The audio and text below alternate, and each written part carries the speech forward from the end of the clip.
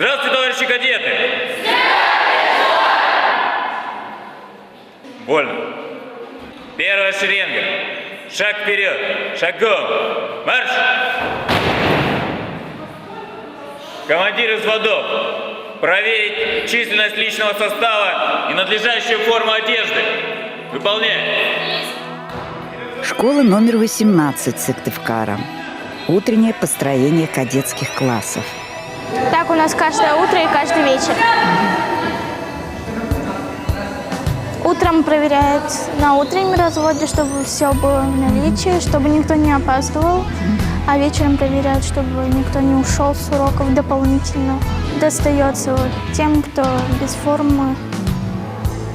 Получается, если нет галстука или зашива. Бывает, да?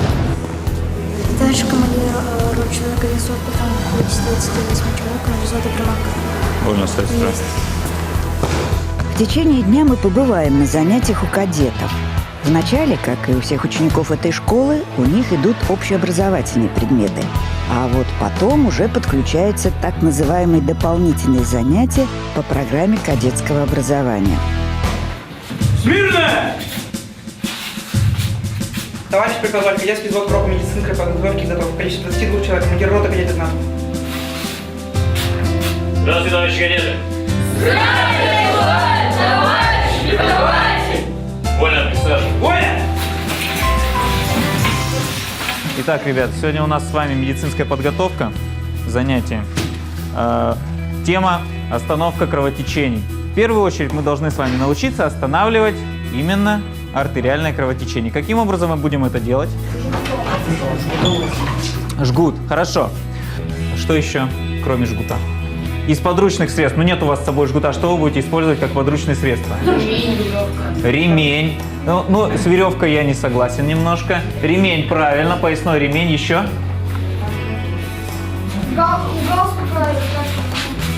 Нет. И есть такое средство, как закрутка. Закрутка, которая делается из косынки, вставляется палочка, да, и закручивается, пережимая. Правило наложения жгута.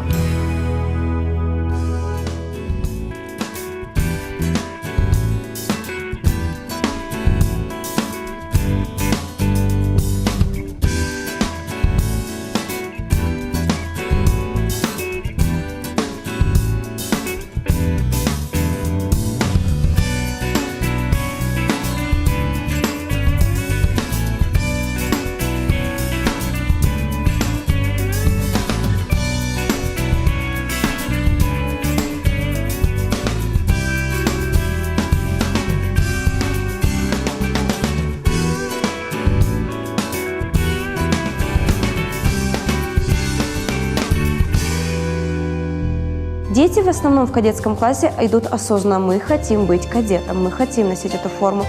И я не думаю, что лишним дополнительное образование никогда не бывает. Тем более дети, которые учатся в кадетских классах, ориентированы на военные колледжи, военные училища. Необходимо соблюдать дисциплину. И если ты нарушаешь дисциплину, то есть ты ведешь себя не по уставу, как не подобает кадету, будь добр, готовься к дисциплинарным мерам. У нас есть совет командиров, который может принять решение о снятии погон с кадета на определенный срок. Но мы к таким мерам не прибегали. То есть дети в рамках установленного, для них это очень страшно. То есть когда мы говорим, мы вас можем снять с вас погоны, они такие, все, они по стойке смирно, они сразу все исправляются, больше ничего не делают. К слову сказать, Алена Викторовна сама прошла путь кадета, так что для нее это знакомая атмосфера. Ну а тем временем у ребят начались занятия по огневой подготовке. Сегодня мы с вами продолжаем изучение механизмов автомата Калашникова модели 1974 года. Калибр автомата 5,45 на 39 мм. К разборке автомата Калашникова приступить!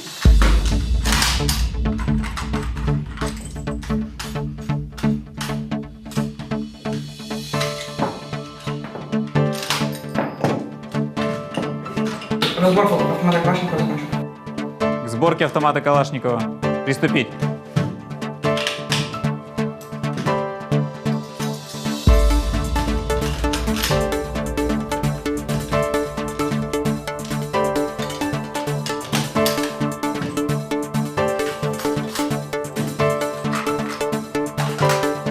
Я 15 разбор автомата Калашникова закончен. Вот обычный магазин образца 47 года. Сейчас в нем находится 30 патронов. Армейский норматив 30 патронов за 30 секунд. Секунда на патрон. Каждый снаряжает по 10 патронов. К снаряжению магазина приступить.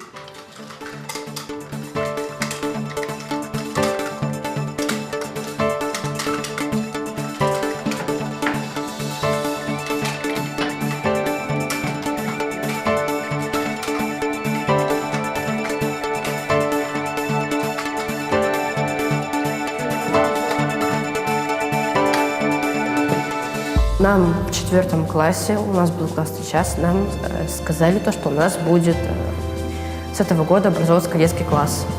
Нам показывали, что мы будем изучать в кадетских классах, и начался отбор.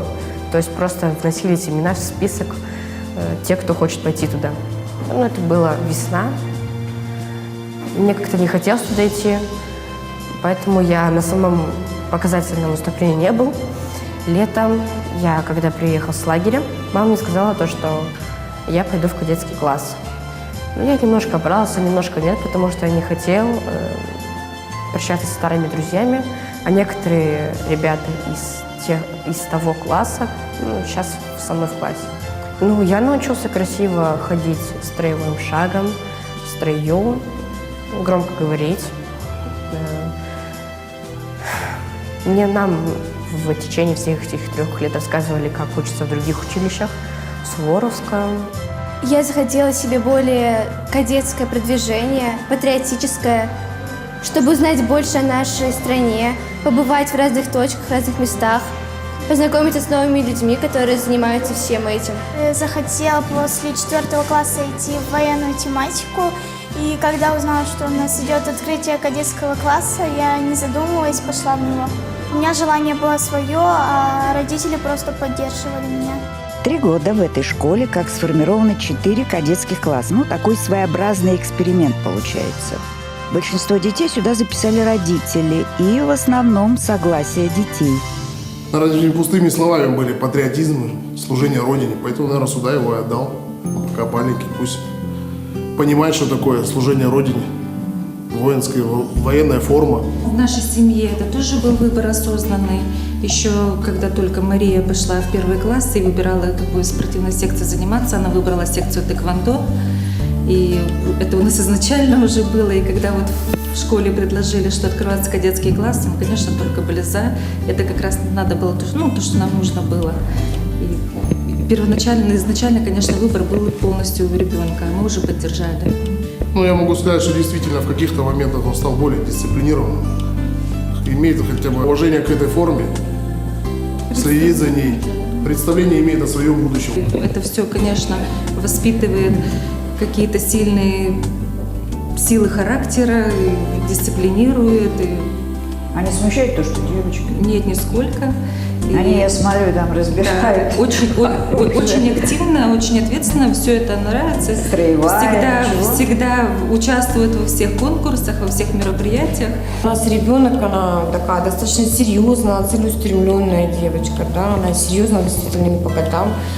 Мне кажется, вот это как раз для ее характера, вот, она показалась, будет самое то.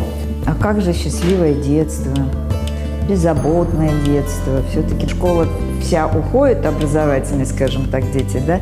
А ваши еще занимаются. Нас когда собирали на собрании первом, да, перед тем, как мы поступили 1 сентября, перед тем, как мы писали заявление, с родителями разговаривали, говорили, что будьте готовы к тому, что ваш ребенок за год может передумать. Будьте готовы к тому, что через 2 года ребенок передумает, потому что обычные детки, они в 12 часов уже идут домой, а у вас идут занятия. То есть мы учитываем эти аспекты, которые нам говорили, и мы будем отталкиваться, конечно, вот как в моем случае, от того, что пожелает ребенок. Ну вот 1 год устают дети, нет? Как вы? Я бы не сказал, что сильно так они устают. Справляются. Впечатлениями всегда делятся, что у них проходит, как день прошел, что там, где они побывали, на каких выставках, мероприятиях. Все это очень нравится, и времени хватает, можно так сказать. Не устаем. Отдавая ребенка сюда, я понимал, что хуже однозначно не будет. То есть он получит определенные, может, знания, то, что есть, значит, в обыкновенной школе, и какие-то дополнительные знания, дополнительные познания, дополнительные навыки, и которые, может быть, в дальнейшем ему помогут определиться уже, может, пока-то понятно, что я его наставляю на путь, на тот, который надо наставиться. А в дальнейшем, надеюсь, что он сам примет решение, правильное решение. Наша задача дать ребенку возможность выбора, чтобы она действительно могла сравнивать, она могла определиться, что ей надо это будет или не надо будет. Не знаю, потому что мы как все у нас практически все, не только кадеты, да, у нас еще все дополнительно, практически все занимаются спортом. А сам ребенок выбрал пойти в кадетство и воспитывать все сильные качества характера, вот это вот все воспитание и военно-патриотическое, и тут и духовное. Все это, мне кажется, сейчас в наше время необходимо. Пока мы беседовали с родителями, ребята успели пообедать. В течение дня они посещают столовую дважды.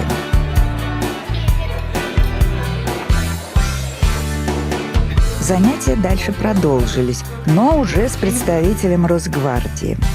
Я хочу узнать, что нужно для поступления в ОМОН, вот эти все подразделения спецназ, что нужно им? Первое основное, это когда вы будете поступать в различные роды силовой структуры войск Национальной гвардии, это физическая подготовка, одно из основополагающих. Соответственно, чтобы у вас не было так называемых нарушений закона до поступления вашего в войска Национальной гвардии. Различного рода правонарушений, приводов Министерства внутренних дел. Ну и, соответственно, оценки в дипломе, оценки, школьные оценки, то есть по предметам обучения. Ну и ваше личное желание в первую очередь. В каком вы учились училище? Можно сказать, я ваш коллега Суворовское военное училище. Мы жили на казарменном положении в Суворовском, то есть домой мы не уходили. Затем я поступил в военный институт противовоздушной обороны в Санкт-Петербурге после окончания Суворовского училища. По выпуску распределился в Министерство обороны, после чего перешел в войска Национальной гвардии Российской Федерации. Все вузы, в том числе и наши войска Национальной гвардии, установлен единый срок обучения – это 5 лет. Через 5 лет присваивается первое воинское звание лейтенант. И, соответственно, в зависимости, опять же, от успеваемости, в зависимости от поведения, вас распределяют уже в воинские части. Такие встречи не редкость. К кадетам приходят сотрудники правоохранительных органов, Росгвардии, МЧС, ветераны локальных войн и Великой Отечественной войны.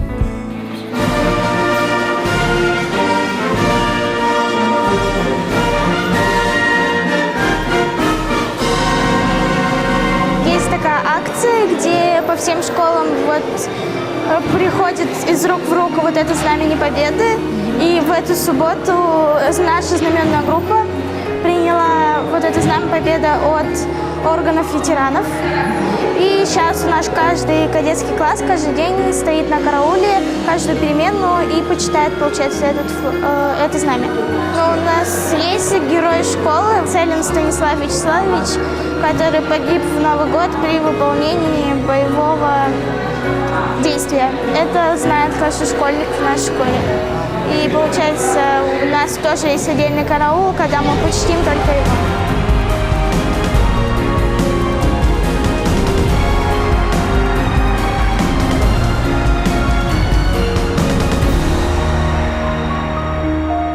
Есть у ребят и очень нужный для их возраста предмет – психология.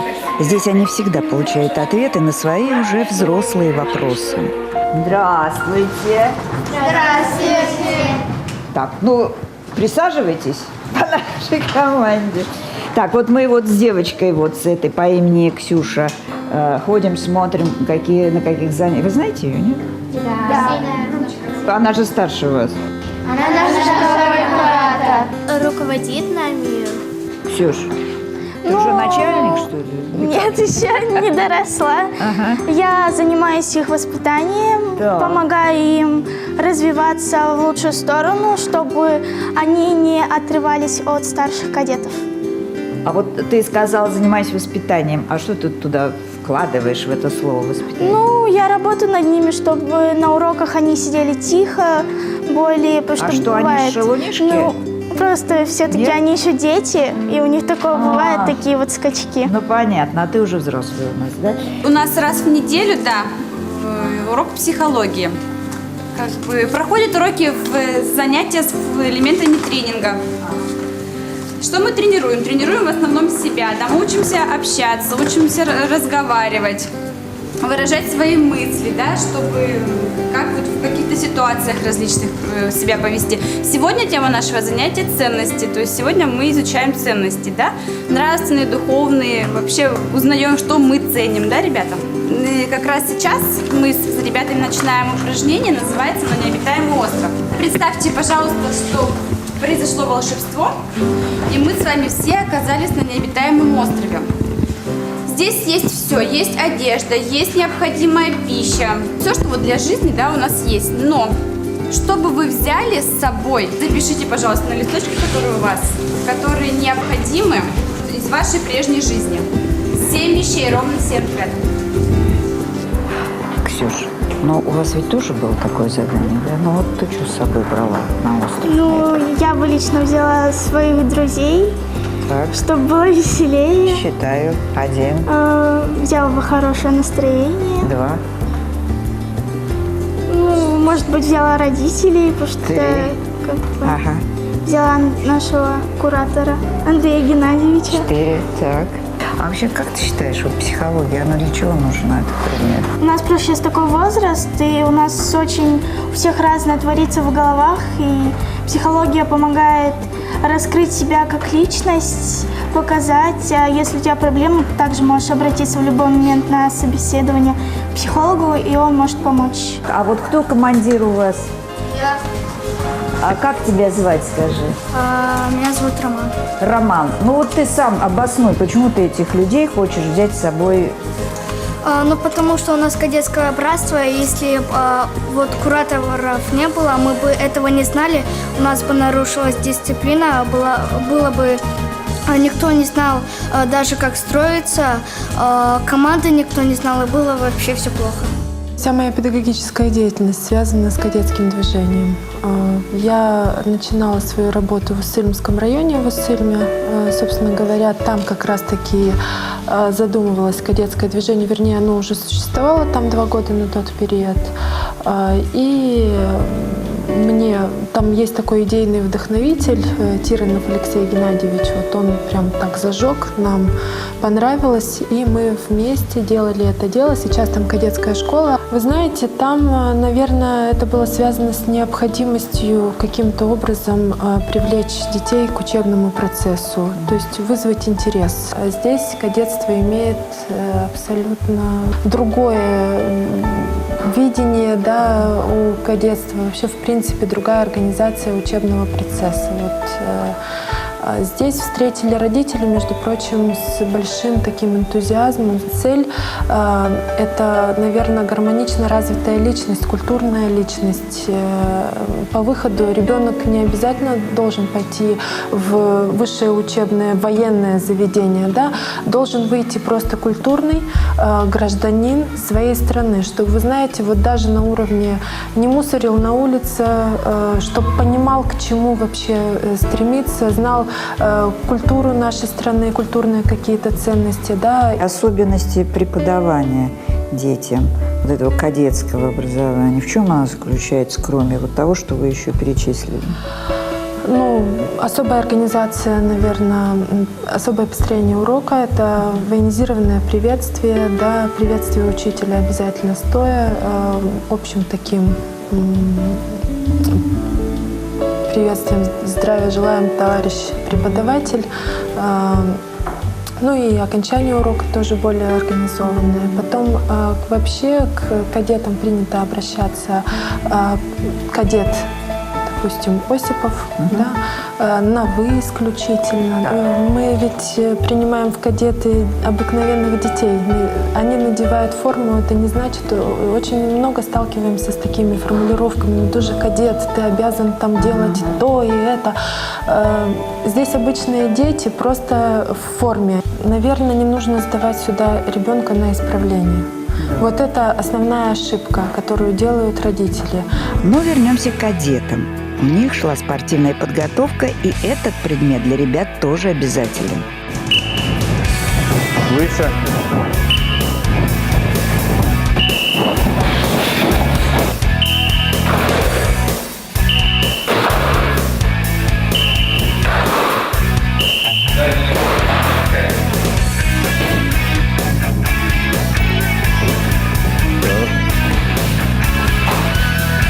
Это те же самые дети остались, мы же их не лишаем детства.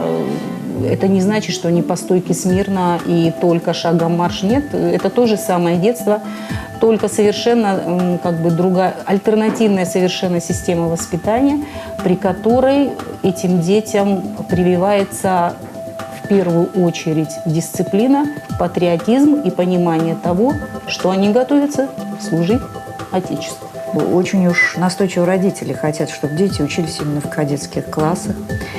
А не сбрасывают они на вас, на школу, то самое воспитание, которое должно все-таки присутствовать в семьях тоже? Я думаю, что родители не то, что они сбросили на нас, они нам доверяют. Наверное, чем больше они нам доверяют, тем больше они ждут от нас какой-то поддержки и помощи в воспитании своих детей. У нас вообще-то ни одно дело не обходится без родителей. И мало того, наши родители работают в таких структурах, которые стали нашими социальными партнерами. Вот это вот самое главное. И любые мероприятия – это только с поддержки родителей. Кадетское воспитание и обучение – это не только социальный заказ, а вообще это возвращение к чему? К традициям нашего общества. Мы знаем с вами, что кадеты – это кто был? Это цвет российского общества. Их специально готовили для того, чтобы они защищали свою родину, и не обязательно на военном поприще, но и на гражданском в том числе. Как мне кажется, самым сложным моментом для девочек, да и для мальчиков тоже, является строевая подготовка. Здесь свои законы и свои команды. Но попробуй-ка в этом возрасте все четко выполнить. Этот мальчик, он командир нашего класса, а также он командир роты. Вот когда куратора нет, он за нас ответственный. Как часто у вас бывают строевые? 2-1 раз в неделю. У каждого кадетского класса должна быть строевая. Просто кто-то занимается лучше, кто-то делает одно, кто-то другое. Допустим, умеют все делать, но, допустим, вот кто-то делает хуже, потому что учится только, допустим, 1 год, а мы вот 3-й год.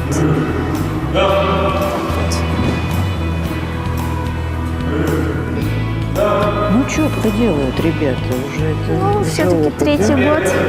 3-й год занимаемся строевой.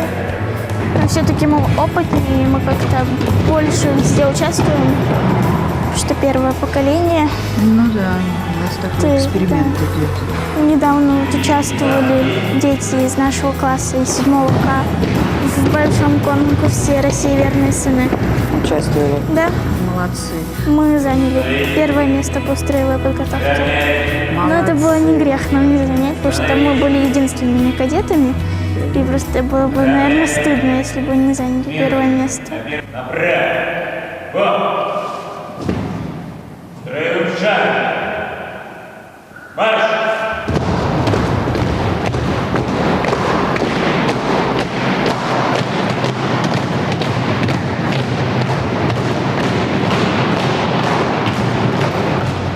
Но зато потом, после тренировок, как красиво они идут.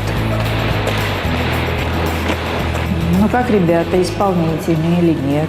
Ну, исполнительные. Слушаются? Да. Подскажи мне, пожалуйста, какие наказания есть у вас? И за что могут они быть? За нарушение дисциплины, поведения, ну и другого рода нарушения. А какие могут быть нарушения? Ну, допустим... Опоздал. Опоздал. Допустим, нету что-либо из элементов формы одежды, то есть ну, кричит на уроке, мешает учителю, ну и в таком роде дальше. Такое бывает у кадетов, да? Редко, конечно, но бывает. Какие правила у кадетов существуют? Не нарушать какие-либо, ну, установленные государством правила, то есть ПДД, ну, безопасности правила. Ну, вот любые из этих правил он не имеет права нарушать. Он не имеет права обижать своих товарищей, то есть кадетов других. Не имеет права нарушать дисциплину на уроке, ну, не имеет права не выполнять приказ, то есть он должен выполнять его. Девочки мне сказали, у нас наш командир отвечает за нас. Вот меня это немножко поразило. Что значит за нас? То есть во время отсутствия учителя, ну, преподавателя любого, то есть по дополнительным занятиям или по обычным, ну, русский, математика, алгебра, геометрия у нас. То есть, ну, если преподавателя нету в классе, то есть я обязан следить за дисциплиной, то есть... Но я так поняла, ты уже как бы свое будущее определил себе, да? Ты в какую пойдешь сферу, да? Ну, ближе к военной сфере, то есть. В каждом кадетском классе, помимо классного руководителя, есть свой куратор. Ребята очень уважительно к ним относятся. Считайте, что куратор – это мама и папа в одном лице, ведь он с детьми практически целый день. С ним можно и пошептаться, и совет спросить. Пришел я в школу не на должность куратора кадетского класса, пришел я в школу работать преподавателем ОБЖ.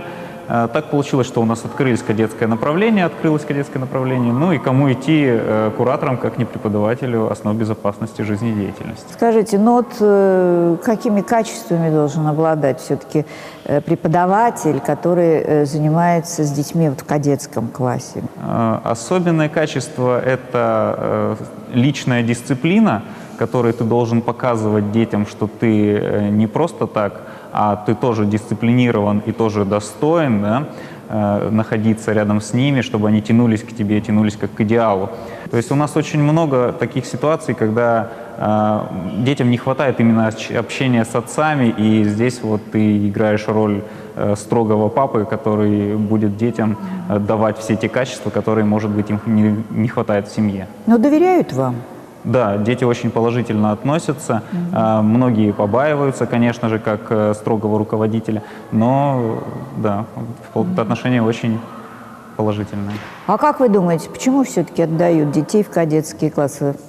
Я думаю, в первую очередь это дисциплина, которую хотят привить, чтобы ребенок не шалтай-болтай был, а как-то тянулся вверх, больше к солнышку. Навряд ли кто-то отдает вот прямо вот, чтобы стать впоследствии военным. Может, у кого-то есть такие задумки. Но я думаю, что основное – это, конечно, дисциплина. Бывает, случается такая ситуация, что родители не совсем отдают себе отчет о том, что такое кадетское движение, и что оно должно не быть как бы исправлением ребенка. Это не лагерь для провинившихся, это честь и доблесть кадета. Быть кадетом – это еще заслужить нужно.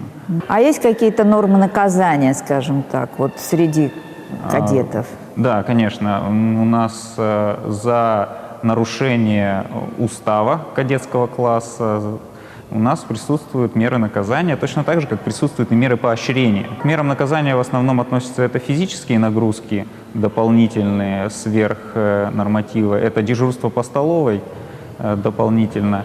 И дополнительное, возможно, какое-то домашнее задание, да, которое необходимо выполнить. Вот три основных меры наказания. К поощрениям относятся это благодарности, грамоты, доска почета,